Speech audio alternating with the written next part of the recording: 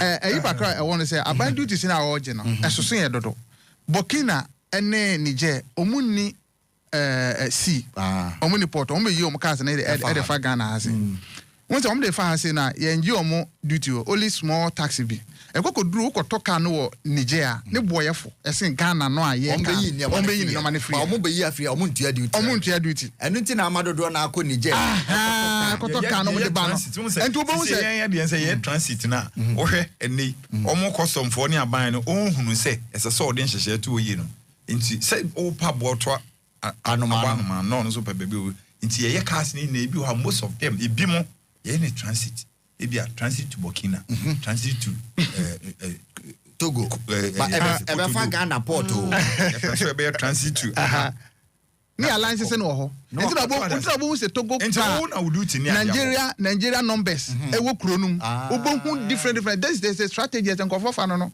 because all the Ghana be do ase a on to duty no also a transit no the court no the court no the number na ya dey akobo no the area Ghana no the Ghana no otwi no ha because of ECOWAS every 3 months bia no renew every 3 months bia no I dey na police force so ehun anajo a 10 series na ne o car no so boefo because ye in Ghana port and ya transport the Burkina o se pa ya say transit ti be si Ghana to go do Burkina hono na o go do Burkina border hono now the number plate na ya abo na wasa be ura Ghana ada na omo yi wa ha mo ntia duty omo ko mo krom so mo ntia duty there be some say hono no omo ngi duty kese te Ghana egi duty no how taxes ye na ani ate ye na ban no ene ye de edi enya wo di duty kese ya de appear so okay we package we full schools and say do we say here sa shippers authority for and you have to sit down any customs you be create 2-hour show mopa near the shippers yes na me can be actually mopa ya research ya research so who the car fa Togo o de car fa Togo now the ba Ghana o betuatua kwanu bribe sa da be do Ghana na sa Accra na se Kumasi be be no duty ni boofo but what the fatema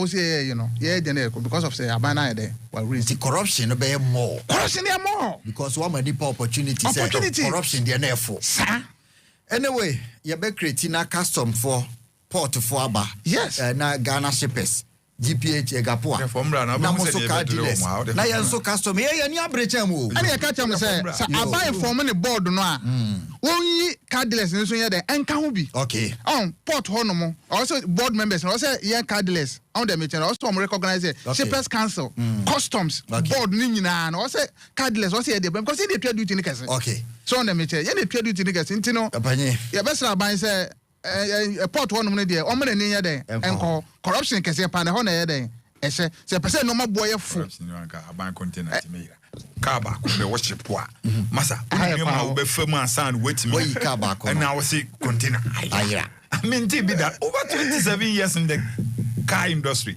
minti bi that na kwamba na be for so can with me na one thing say se mpanifo ni bi ba no mu se o car we say e o mo fa no ma rezi because you do in your flat. Yeah, do it in your flat. Once a car wasn't also a pair, about the Lexus aba. Hey, car with the Lexus, one more to make us a Lexus on a bulletproof. If you crowd back on in yes, car was a bulletproof. And to cause a bulletproof now, and also do it in the other day. A cost.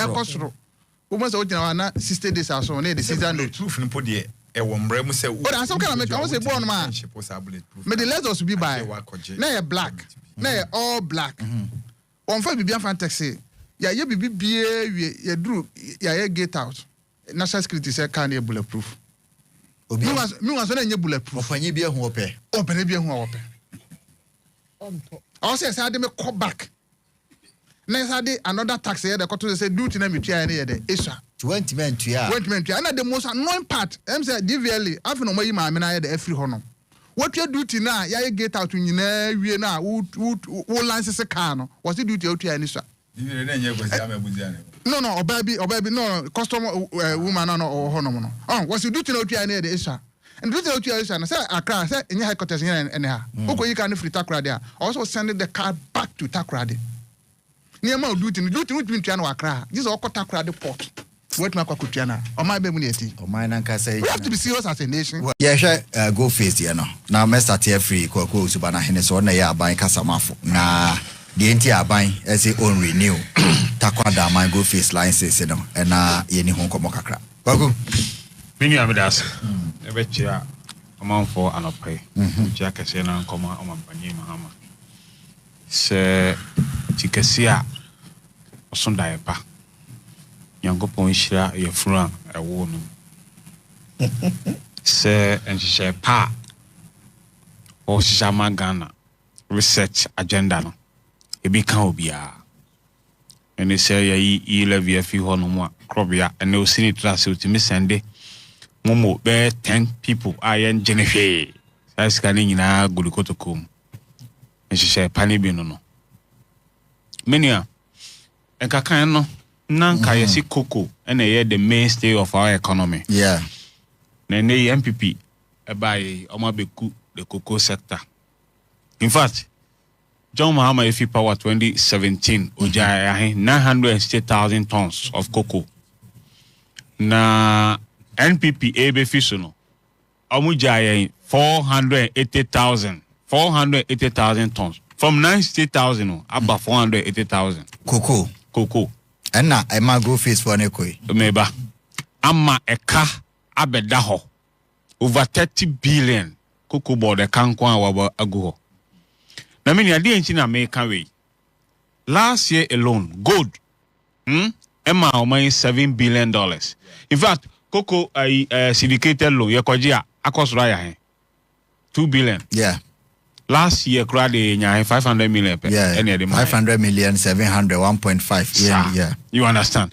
It is a gold to my $7 billion a year. Then you never see a day. You may any call gold. And not in our PMMC. They say I am a gold board. Yeah, ma gold for near almost year. Sa industry a union in a place and a barber shessa board on us. So that's it.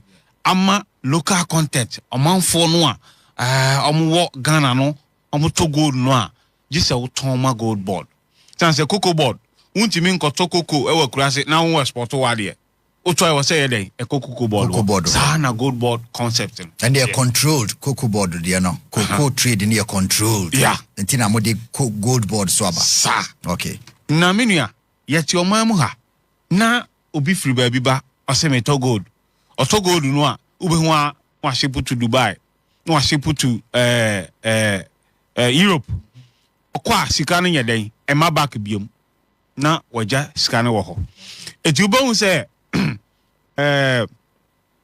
ye beka se afi oman no growth no ye dru sei gold and a boy e ma ye growth no e dru sei but sika ni oman ni eti aban ni se what be high me dan Mama 30 years. What did you want me to say? Say no. 30 years now, so me say me nyadai, me mfa dan nyadai, and high will be up. Say you sign agreement with this multinational so.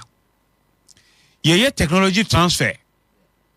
Say local content, you appointing crofo uno mo be adwuma. Good. Nti transfer of technology no, uli be mom.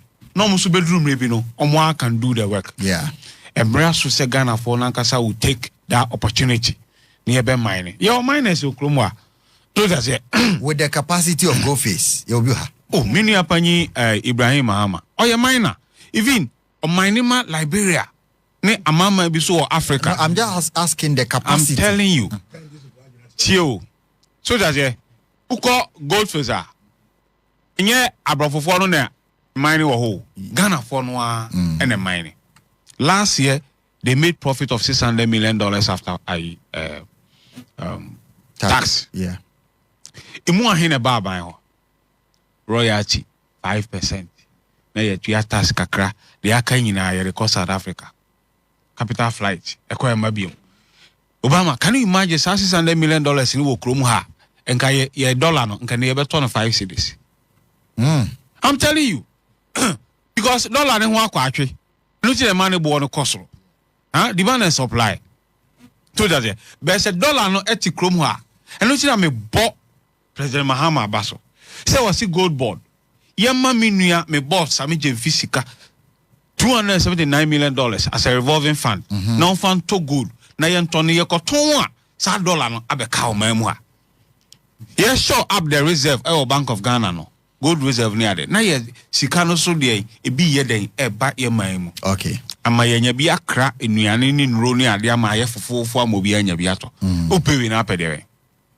Inti aban se emra so se ne manfo no so etimi mine. Okay. So just say eti yemfa local people no mo mine na sika no a ebeba no enka kromwa. Okay. Eye boko ye ni Goldfields ni asem. They are still operating Obuase. Okay. Na menua uko Australia, uko South Africa, mining town bia yes o kama. Bisasi Goldfields by da man dey ayo. Even Obuase. Enyanka e wo Obuase agidi anka Obuase kro na gu. Yes Obuase anka wo. And the cry sign na ase ni nyina. We have a problem with our mining cities. Yes, mining cities. At the end here, Aman Kata Bresto Yashas mining here. What have you seen? Omojia. Royal Chica Craving to Yama by the Akabia. Obuase since commercially 1897. I'm telling you. And them ranch any be called young como cause a ceremony idea. I want to galamse statue, Ganda and sell. Sisa ceremony idea near Kobobi too. No, dear, I Ekuonaba. By any town be a Johannesburg, no money idea. I see a developer who I will say yes. I didn't see a baby for me signing contract 60-40%. A month for no being home for so. Now, you consign 5%, 10%. Yampany for dear new, I didn't know do my brosa. And no year, lithium here, ne electric cars, batteries, and only a year, ever we are see. Let me know Abuja Jinapoko sign contract at 10%. Or say, yeah, pa, because royalties you are no better than 5%. Yeah, my 10% the wire, dear pa. So, I say, when you are the buses here, well, on mask, no near the end, say, we normally your electric cars. A chain diamond, a chain gold. Now, sign contract here. One to me, 40%, one to me, 50%, was it 10%? You're more abaso. Tumba any money now. Me say, and she say, pa, Ibrahim Mahama de Bano, and I. Honorable Ama Kofiboa. One send you all fight war. A ministry hopper. Nearly. Meanwhile, embrace to say, and you renegotiate with our mining agreement. No money idea. Uko baby no is done. To that say, yeah. It's Ibrahim Mahama ne and Crofoi. Almost as a transibute near review. No, ya oil Ghana. Ghana, you know, 10%. You group what? President Kufuor mo omunya 3%. Jilipa mi yelumi ensa no musika no omunya ne che Ghana dey over 30 million population. Ade ne ye o man sa. Well, da bia nipa de anim no mo ko negotiate a no mo se ye finance fee percentage 3%, 5% ye dey amom. Na o man no e suffer. Ene hwe ya kwan. Ye nisika, ye be ya kwan. Akwan nyina tutu. Na Kufuor do so ba ya. Ene ma oba be ye no se Japan. Minimum busuafo Kenoforiata company gabi ochira ko law firm no mo ni ade adubu ahin omo nyi sika $500 million yo odi gold ayi ni nyina ekosi a wa kwaje $500 million na nko omo di omo chedi no omo ko. Okay, so ta say enti na wadwen yo o na nka yare sika omo yo omo yare omo chedi ha sika ye twa Bank of Ghana over 78 billion cedi ya writing office omo aboka sika na way omo chedi. And na Dr. Baumia the year in a campaign, no near the end of the year, end of retirement, a benefit. Allegation, they say, your friend, I won't mean substantiate. He said, Baumia in a campaign, one can say what this car, ya chedin, Coco. It's a Bank of Ghana, Sika almost say, Oma Bocano. Bank of Ghana, or Tomantos and out or Moko, I was Waboka. Until the Odano, Cabra. Now you use also Waboka, young writers carry off mount. It's in our books, it's a debt. We have to pay. You understand? It doesn't mean say Baumia you see a campaign. No, it's cannot a campaign way. Baumia na catch you say as vice president. Na there of free opposition banum. Oh yeah we. Oh co primary sikra A chen nipa sika. Ye check pickups. 100 million cedis per delegate. Na ye check pickups no ni ade. Abron ye no ye chicho mo pickups no ni ade. Baumia nya say ska na way. Cheska nyina dubious contract. So say near their mom. Normally, I normally on my sikasam aba for me. On says Obia can't say na dubious contract there a big allegation. Mamen come back with because Mamen come be bench. SML. Kind of we have to sign contract with SML. It's under investigation. So revenue assurance my graphic publisher say almost save money 3 billion. Ya save money 3 billion and kind of we have to you 1.4 billion. It's under investigation.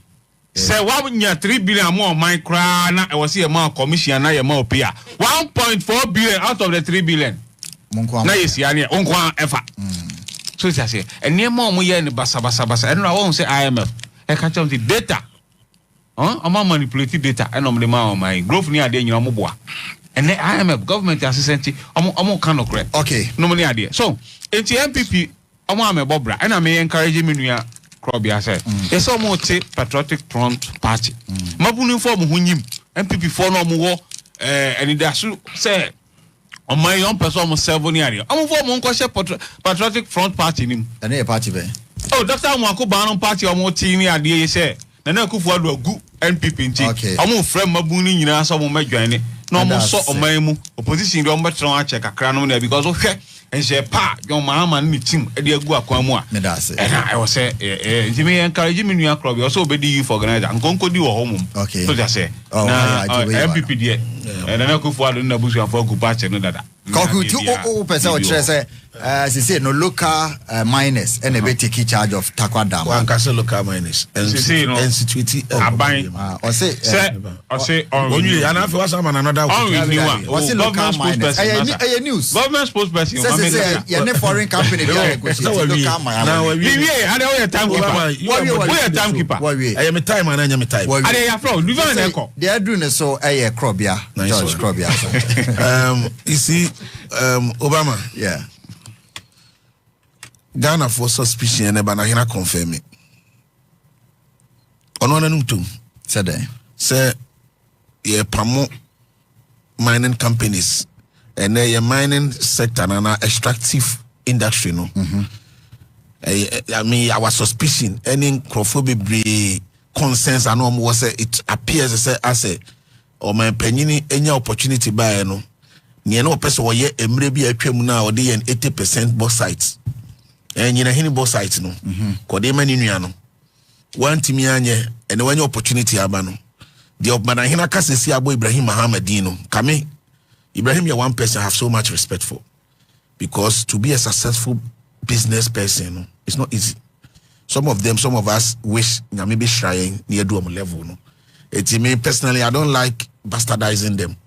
But with the statement Banahini I'm making an opayabo Ibrahim Mahama Dino, it's a clear confirmation. Say encrophobia suspicion no no correct. Yeah.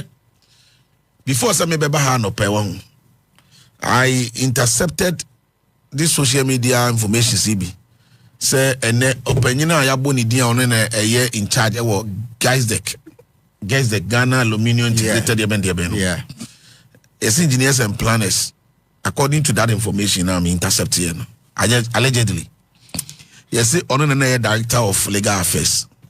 Then at the point, Sami Jenfi was their PRO, and then that branch and the CEO or Giazek. Okay, you can confirm if I'm lying. And as Sami Jenfi was good board, formerly PMMC, and this engineers and planners are one there. Ibrahim fantastic. President Mahama. But engineers and planners, I mean, well, so that means that information is accurate. Yes. No, PR on accurate. Not or your PR, the Exton Cubic. Okay, no, see a company. A company. Company be a and a company say Ibrahim about another Usuka. Or your shareholder, to meet I didn't even said of Takwa in there. Company is a company. I'm not here to bastardize anybody's company. No, but Minerals Commission may build exonerate. I'm saying make a point to say so my point I'm making. No, but at the end of the day, yes, we gather information and then we come and share. And I made sure say it looks appears a Ghana for suspicion say gradually no aban we oteso no am age extractive sector ni nyina de ama ni nua no ye no kore hwe last week was the last 2 weeks and Mr. Ibrahim Mahama any China for growth will be me say o makọ launch ade bi o say Chinese Miners Association. Una waboni di intina me. Me say capacity. As a miner di anka me make some guy. Obama dey bisa me say local say o betimi ayana. Obama. Why me say me question? And I'm saying yes. Or the capacity to mine. If equipment near there. If miners be behind equipment. Now you were talking about the capacity say local miners they have the capacity to do large scale mining. And Ibrahim. He's the only person on boy. Fantastic. It was that means say one man about your topic as saying. Now, why are you against it? Me money din cancer bonibia. Me money din in relation to Ghana for Guinea. Sir, now you are confirming the suspicion of Ghanaians. Say as an extractive sector no. Abai epese omo capture near dema ankrankre bi. Ghana for nyina nim. And I made some emphasis say just about weeks ago, the same person who ban a henbody dina any China for yen idea to say and a bibi especially Ghana China for AD and Sasinya AD and Forest Reserve nya because of Galamsey. Sa papa boni dia ban a henbody dia any China for ya launch China Miners Association dia ben dia China Ghana agreement. This that is say the Ghana for you say kojo to. Ghana for you say kojo to. Yawo. Meaning say no. Dia na ya adwene ye no ya ba mu. But yen kasa. We are watching. Say some media visa gold board. And then gold board na aba no unim. Ye bompa ye say e be produce a design results or outcome. Okay. And this the danger is that and Crawford be smuggle gold in kakran na etu no kroma no. The accord other countries. While we are Ghana, within the shortest time we will be losing our position as the leading gold production country. Why would they do that? Why would they do that? Cocoa, why would they smuggle cocoa? But the scale, because of the price. Why would they smuggle cocoa? Now, price of Bank of Ghana, they ma gold. And you see the gold board and its arrangements part of Dr. Alhaji Mahmoud Bawumia ni swedi hunu kesiye na okofa ba good for oil policy. You cover good for oil policy by this is what Kruma bastardized Dr. Muhammadu Bawumia. They called him names dinatem and they have found wisdom. Say asomaino o man bia Obama apeja ne hu sikasem no o man no e de precious minerals and a show up the currency. What did they mention? Yeah. Or maybe a UK. All the developed countries. Reserves. Amount of gold on society reserve no ebua currency no in times of difficulties no. It me ebua e support it. Etiera Mahmoud Bawumia nya sa ni swadi hu. That was the thinking. Obi am frame. That was the thinking. Who dey no kwato nchan anya me phone na yesa. Who dey no kwato nchan ya menua. You share amount of money about $400 million. And every month be an Obama. E was say asoma ye raise na ye de kwa krafango edeba. Okay. Meanwhile omo fango no so epe precious minerals epe gold no. Yes. Etina Dr. Muhammadu Bawumia adwen kese. Abrantie no monyamfo anyame ehira no ekofa asa ni so adi hunu kese ne yeden edeba ye. Mudi na tema banabama mu and you have found wisdom. We don't have a problem. Who will support you? MPP will continue to provide responsible opposition. Yeah, me yamudi enibi. And now we are health minister. Kwabra minta akando. Wako commission hospitals mako 12. Oba ban 4 months in wasi hospital bi obabi. So see hospital bi obabi. And another dan kwa kufuado agenda 111 hospitals no. Na me danyame ase edatemamufuo ene Ghana fo ni bie to the extent say politicians cannot take Ghanaians for granted. Etiabla wakwa commission ne kura na oye na adwin say obe disregard aban na atwam no on credit na na dan kwa kufuado for the project no. Temamufo ne twe na adwin okre am ka chen say mention na dan kwa kufuado and give him credit because of any project. Oba what dey make ka chen. Opa you can challenge it but oba ba move 4 months no go see hospital bia oba bia na anopa isi enka hospital na wono na anopa ne na ye ka ayi bia no ne nam na sem etini ya me kan ne say NDC ayo mo aban bia mo ba aban mu ana mo bonto a mo katere Ghana for some be create jobs no be more nyuma na ye omo by every single action of this government to be an air coursing for their source of livelihood. Okay. Every single action by the NDC is causing individual citizens of this country to lose their jobs. Okay. Omo by yes and yes terminations Mahama ba ko terminations bebre. Terminations here, terminations there, terminations here, terminations there. And look what dan chan Sir Damang Goldfields no. Hey, what's about? Damang Goldfields no. Yeah. They have a staff population of over about 2,000. They say now one renew mining list no. The minister hasn't convinced us. These are the reasons why they are not renewing the mining list. What they mention? Baba na hina mi ati aje say ye from somewhere dia koma Ghanaian miner obo Ibrahim Mahama. It is 2,000 people. No, na bo Ibrahim Mahama. Make us hear the command. What's say Ghanaian local company our capacity just an aka and obo Ibrahim Ahmed. But when you are doing inference, what does it mean? Or say omo pese de ma local court was that Abo Ibrahim Ahmed. You can't say no microphone. You see, Obi Juma company wa ha awafa Ghana for about 2,000 people. But I say you need from them. Local company. And I was as a local company no. And I was as a local company no. Our capacity ana. And Abanahini therefore so yeah local companies need more capacity. Now Ibrahim Mahama crabiti here. Is that not the situation? That's it. It's me carry my didi obi ato. And I must my bo obi emphatic so. It's the person make and say the 2,000 people no mining workers association for they have given a green light. Okay. They have given a green light. So at the end of the day, they are going to protest, they are going to demonstrate because clearly no Abana and Abin say okay. Reason if it is about a violation of any regulation there, because as a mining company or some responsible mining, if they are failing to comply, then Ghanaians will know. So by ABCD say yes, renew license no. But if not that, not the banana then I unacceptable. Medasi. Divine. Yo, go face Tarkwa Damang. Oba. Mamenchia. Oh, min pesa. I don't know why Krobia or Sadia. No, Divine. May cross me, Mike, Ababedico Consawa. Oh, Casamame, Casa. Debbie, I wouldn't Divine. I'm a Batomano. Nabi been a mental chassis crap. No, yes, I know. Oh, Udim, Nami at a point, I was at sea because now me who topic because it was all over the place. Because all the topic at all I will say we should stick to, and now we namha. Okay, now the substantive issue about the Damang mines. Yes. To see Minerals Commission say omo license omo dey operate edit to a former good year no. Omo renew.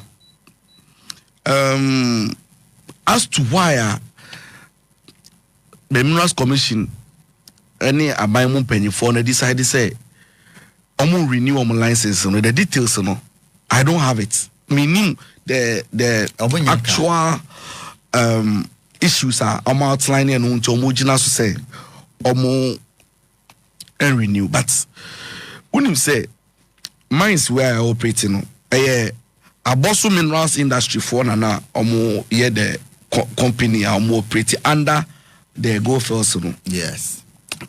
Na employment edebano like nkrofo a year adwuma no enye nkrofo ketwa. The kind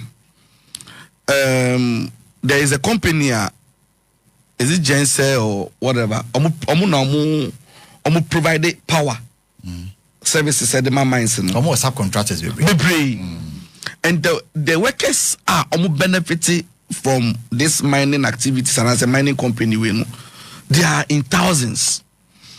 And you know me no send me details about why omo say omo renew license no. Me consideration me person my ebe person me choma nya kohwe no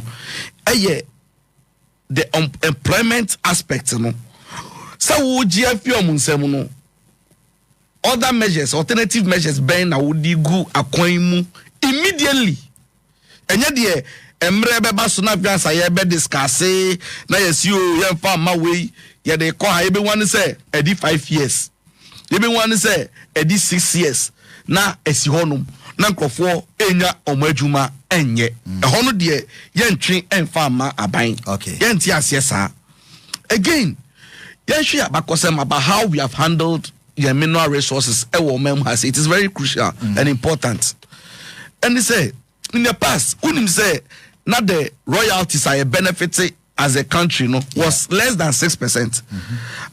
And then at the year koye nimu no ena akona nim kakra ababedu 10%. And you ask yourself say sa 10% no eyadia eboa oman no anase emboa oman no because when it comes to events saying the degradation happen to your land and in for the almost of any pollution of the environment a Ghana for and suffer and I'm a so at the end of the day no benefits be out and a good no pressure from no class and so idea it is a benefit be more it's a benefit here more but Oshaba Kosamoa 50 times started say year 2 gold Oko mining communities and any important money na you would think say a honor your dam sites like a development in Papa Bia and Koso go to Akwetia Koshe Akwetia your 2 diamond Akwetia for more than 22 years plus. Ask yourself say who do Akwetia Kromwa e den pa na obetimi da hye kronin so pa ka se fitibu adua fitopase ediko kide important money nyina no a mining community a benefit from mining obe kronu da hodija o hwe roof ne so a you can see clear poverty e wo kroni mu it is for when they are taking any decisions I hope say they will put into account say Ghana for interest na see put no first and foremost no say Ghana for any ye say ye be benefit me so asem ya have a discussion yi. And family who say Abanye decided say Abia omo renew license we no me decided say yedema kede Japan and I the man na Ekuonaba and I the Ibrahim Mahama whoever they decide to give it to once the person is a Ghanaian and has the capacity to also mine like any other way I don't see why that should be problematic and I say a issue for any discussion. What I say again, say our partnerships or your collaborations. If there is an aspect I say the ownership is Ghanaian, but Ghanaian can look for investors and other people for the machinery and whatever. Now at the end of the day, we know that it is a Ghanaian that is controlling the resources.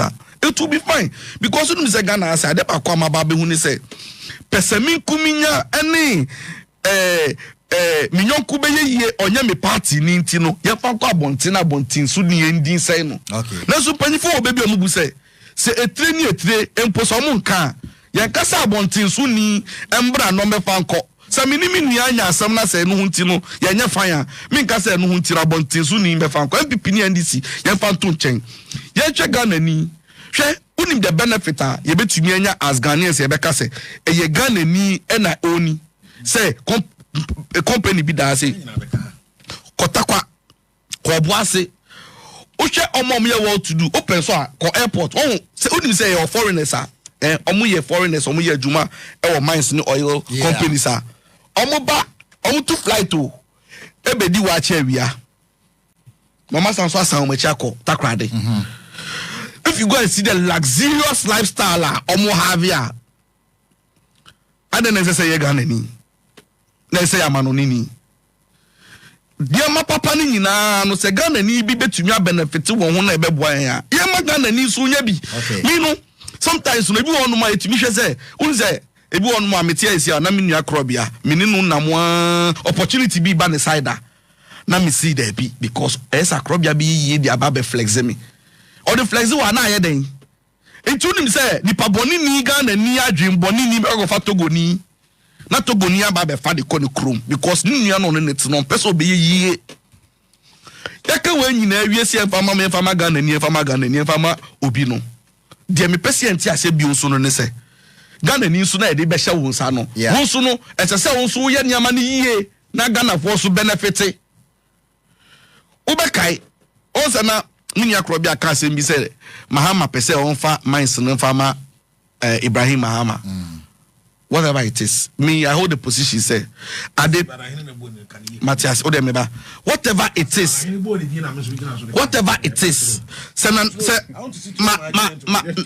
say Mahama e decide say odema neba odema lodina odebema ne wofa anane na nampo na say yade a omo capacity na so mbetiwa ya adwuma na mfaso beba so a I have no problem omunhwe no munye because the challenge enya ne say unimbieta mini akrobia no why a bit agitated kakra no say bia your family and friends was side no it's because of what you have experienced with the SWA government na Ekuonaba ebaye nobody had a problem with him appointing Kenuforiata the family member say on managing and finances despite the fact that he had a personal interest in the sector.